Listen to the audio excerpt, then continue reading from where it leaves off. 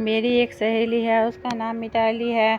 मैं अक्सर उसके घर जाया करती। मैं देखती कि उसकी छोटी भाभी चेहरे पर एक सौम्य मुस्कान लिए अपने काम में लगी रहती थीं। अगर कभी फुर्सत मिलती तो अपने कमरे में जाकर अकेले बैठा करती थी, क्योंकि उन्हें घर का कोई सदस्य पसंद नहीं करता था। वजह उनका रंग सांवला था और वह होम साइंस में स्नातक थी।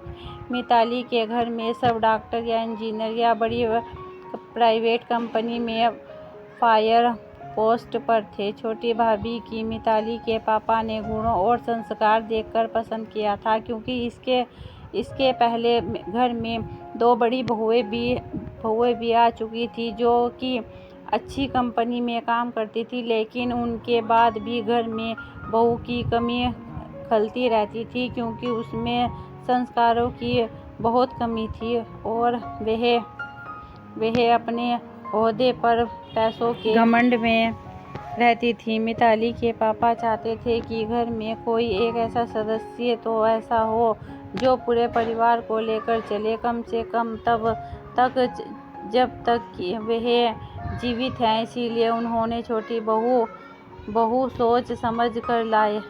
लेकिन फिर भी सबकी सोच एक जैसी नहीं होती, इसीलिए उन्हें कोई पसंद नहीं करता था। एक दिन की बात है, उनके घर कुछ मेहमान आए। उनके साथ आए एक छोटे बच्चे से कांच का गिलास गिरकर टूट गया और उनके बारीक टुकड़े पूरे फर्श पर फैल गए। सब लोग शोक करने लगे कि देखो बच्चों चलना नहीं।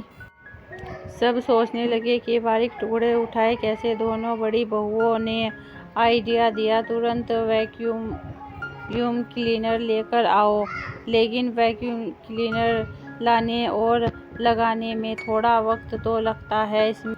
इतने में छोटी भाभी रसोई में हाथ में आटे का गोला लेकर आईं और बड़ी सफाई से बिना किसी नुकसान के हर एक कांच के टुकड़े उठा लिए। सब देखते रह गए। ये था होम साइंस का स्मार्ट तरीका। उस दिन भाभी की जमकर तारीफ हो रही थी और मिताली के पापा अपनी पसंद पर फूले नहीं समा रहे थे और दोनों बड़ी बहुओं में उन्हीं अपने आप पर बहुत घमंड था। चुपचाप छोटी बहू का मुंह देख रही थी।